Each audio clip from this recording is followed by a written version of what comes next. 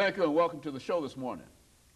The topic this morning is the African in the New World, and we're fortunate to have with us to talk about the African in the New World, Dr. AAl-Hadid. Dr. Al-Hadid is the chairperson of the Africana Studies Department at Tennessee State University. And of course, Dr. Al-Hadid, let me welcome you to the show this morning. Thank you for having me back, Dr. Haney. You know, Dr. Al-Hadid, I think one of the most important topics that we can talk about dealing with the Africana Studies Department is to talk about the African in the New World. But before we get into that, let's have you to give us some information. You've been with us on a number of occasions, but still perhaps there are some people who might not know you.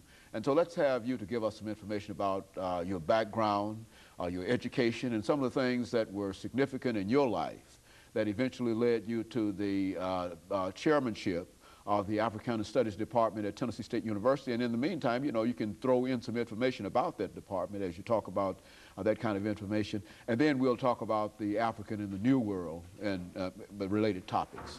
Yes, I'll start with the fact that I was born in Montgomery, Alabama, which is the cradle of the Confederacy.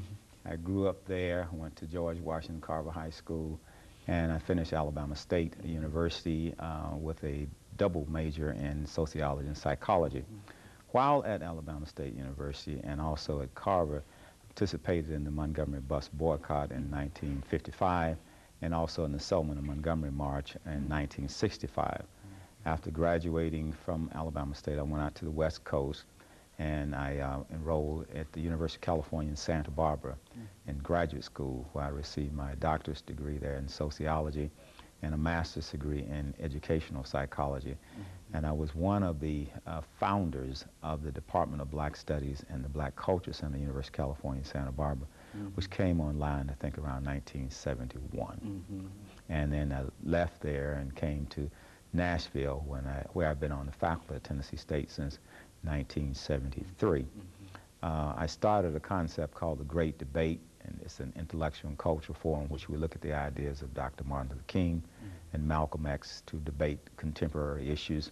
We just recently had a debate on whether or not all TSU students should be required to take an African-centered course. This was last Friday. I became the chair of the Department of Africana Studies in the fall of 1994.